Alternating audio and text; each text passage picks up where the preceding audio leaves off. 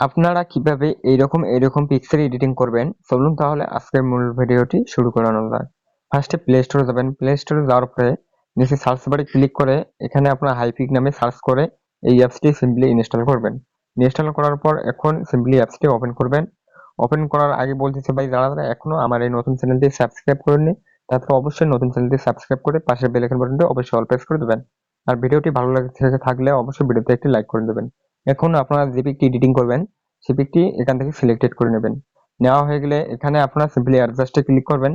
Click করার আগে বলতেছে ভাই, আমার ডিসক্রিপশন বক্সটি চেক করে ওখানে আপনারা একটা ফন্ট পাবেন, সেই ফন্টটি কপি করে এখানে আপনারা পেস্ট করে দেবেন। এখন ক্রপে গিয়ে এখানে এআই এক্সপ্যান্ডে ক্লিক করবেন। এখানে আপনারা যে যে যে যে টেক্সটটি পাবেন সেই টেক্সটটি এখানে পেস্ট করে দেবেন। সিম্পলি পেস্ট করে দেওয়ার পরে এখানে অ্যালাউতে ক্লিক করবেন।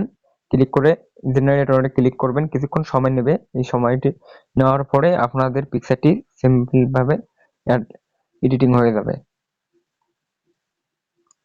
আর ভাই, যারা এখনো আমার এই নতুন চ্যানেলটি সাবস্ক্রাইব করেনি তারা অবশ্যই সাবস্ক্রাইব করে পাশের বেল আইকনটি অবশ্যই অল প্রেস করে দেবেন। দেখতে পাচ্ছেন আমাদের পিকটি কিন্তু 100% হলে এটি এডিটিং কাজ সম্পূর্ণ হয়ে যাবে।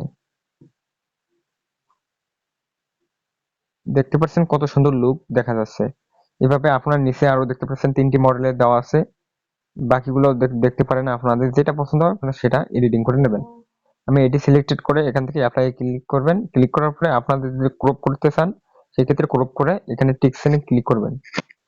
ক্লিক করার পরে উপরে এক্সপোর্টে ক্লিক করলেই আপনাদের পিকটি অটোমেটিক সেভ হয়ে যাবে। আশা করি সবাই বুঝতে পেরেছেন। আর যারা ভাই এখনো আমার এই নতুন চ্যানেলটি সাবস্ক্রাইব করেননি তারা অবশ্যই সাবস্ক্রাইব করে পাশের বেল আইকনটা অবশ্যই অল প্রেস করে দেবেন।